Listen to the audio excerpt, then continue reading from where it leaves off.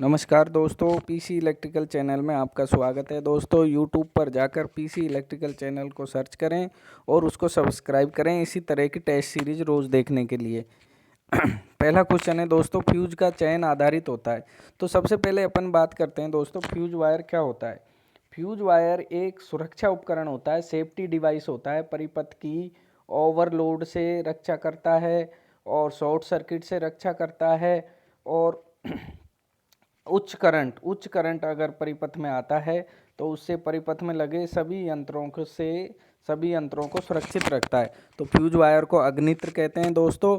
और fuse wire जो होता है दोस्तों, वो विद्युत धारा के ऊष्मीय प्रभाव पर कार्य करता है और फ्यूज वायर की रेटिंग एम्पियर में होती है दोस्तों। और फ्यूज तार का जो आविष्कार है वो थॉमस एल्वा एडिसन ने किया था और इसको हमेशा जीवित तार लाइव वायर के श्रेणी क्रम में लगाया जाता है। तो पहला क्वेश्चन देखते हैं दोस्तों, फ्यूज का चयन आधारित है स्थिर लोड पर। स्थिर मतलब जो कांस्टेंट परिपथ में क्या लोड चलता है उस पे, और दूसरा है लोड के उतार चढ़ाव, लोड में कितना वेरिएशन होता है।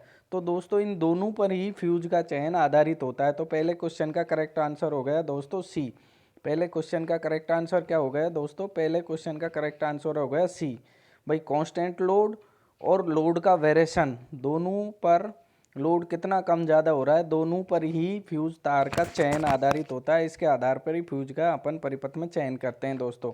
दूसरा क्वेश्चन देखते हैं, तरल प्रकार लिक्विड प्रकार का एसआरजी फ्यूज किस वोल्टेज तक उपयोग किया जाता है। तो दोस्तों 132 केवी तक उपयोग किया जाता है। तीसरा क्वेश्चन देखते हैं, यदि फ्यूज घटक मुड़ जाए तो फ्यूजिंग करंट क्या होगा। दोस्तों ये अपना फ्यूज घटक है।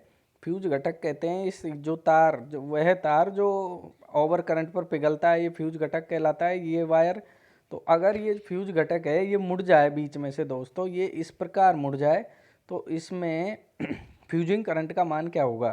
तार मुड़ने पर तार कमज़ोर हो जाता है तो फ्यूजिंग करंट क्या हो जाएगा दोस्तों, फ्यूजिंग करंट कम हो जाएगा। पहले ज़्यादा करंट पे मेल्ट हो रहा था, ज़्यादा पे बर्न हो रहा था, अब कम पे ही हो जाएगा। तो फ्यूजिंग करंट कम हो जाता है तार के मुड़ जाने पर दोस्तों।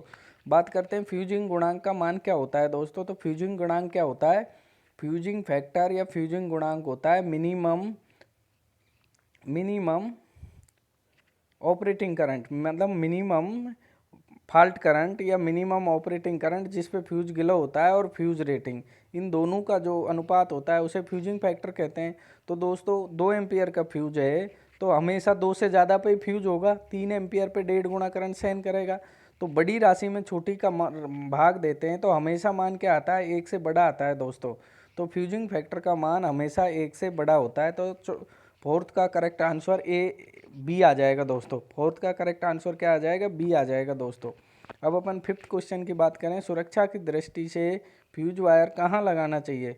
सुरक्षा की दृष्टि से फ्यूज वायर न्यूट्रल संचालक के श्रेणी में लगाते हैं, उदासीन चालक के समांतर में, जीवित तार के श्रेणी में।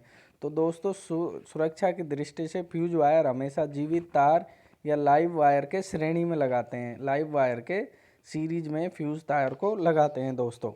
ठीक है, समांतर में नहीं, सीरीज में।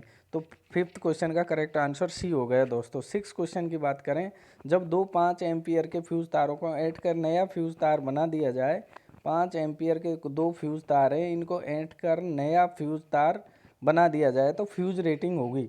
तो दोस्तों जितनी लड़ी ऐंठते हैं, तो एक लड़ी की एम्पियर रेटिंग क्या है, 5। कितनी लड़ी ऐंठी हैं, 2 लड़ियों को ऐंठा है, 2 तार समांतर में लगाएं और गुणा समांतर का गुणक जो होता है 0.8 होता है, इससे गुणा कर देंगे तो वास्तविक फ्यूज का वास्तविक धारा निर्धारण या फ्यूज की वास्तविक रेटिंग आ जाएगी। 5 दूनी 10 इंटू 0.8 करेंगे तो 8 एम्पियर आ जाएगा।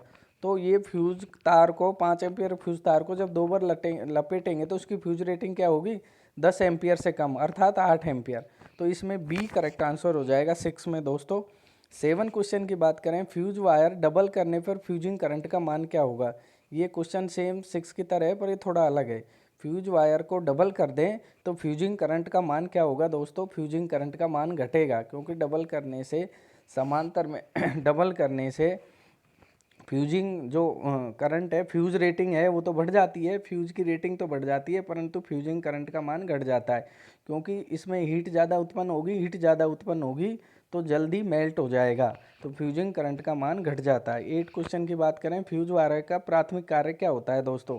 तो फ्यूज वायर के ये सभी प्राथमिक कार्य होते हैं, परंतु अगर ई ऑप्शन आ जाए जब तो ई करना है। अगर ई ऑप्शन इस क्वेश्चन में नहीं आए तो इन चारों में कौन सा प्राथमिक कार्य है, सर्किट की ओवरलोड से रक्षा करना।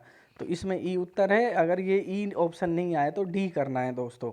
9th क्वेश्चन की बात करें, फ्यूज सामान्य रूप से कौन सी डिवाइस है, पावर लिमिटिंग डिवाइस है, वोल्टेज कंट्रोल डिवाइस है या करंट लिमिटिंग डिवाइस है। तो फ्यूज सामान्य रूप से करंट लिमिटिंग डिवाइस होती है, करंट को कंट्रोल करती है। जैसे प्रतिरोध स्पीड ब्रेकर की तरह करंट के मार्ग में बाधा बनता है, उसी तरह fuse over current, short circuit और उच्च करंट आने पर, ओवर करंट, शॉर्ट सर्किट और उच्च करंट आने पर परिपथ को ओपन कर देता है और अपनी डिवाइस खराब होने से बच जाती हैं दोस्तों। 10वें क्वेश्चन की बात करें तो फ्यूज का आविष्कार किसने किया दोस्तों। तो 1980 में थॉमस एल्वा एडिसन ने फ्यूज का आविष्कार किया था। सन 1980 में थॉमस एल्वा एडिसन ने फ्यूज का आविष्कार किया था दोस्तों। तो आपको इस तरह की टेस्ट सीरीज रोज़ देखनी है तो पीसी इलेक्ट्रिकल चैनल को यूट्यूब पर सर्च करें और सभी इलेक्ट्रीशियन आईटीआई के छात्र चैनल को सब्सक्राइब जरूर करें दोस्तों। लाइक करें, शेयर करें। ऑफलाइन क्लासेज के लिए प्रगति टेक्निकल क्लासेज खेली में इंजीनियर पीसी मीणा के मार्गदर्शन में अवश्य अध्ययन करें और इस नंबर पर संपर्क करें दोस्तों। धन्यवाद।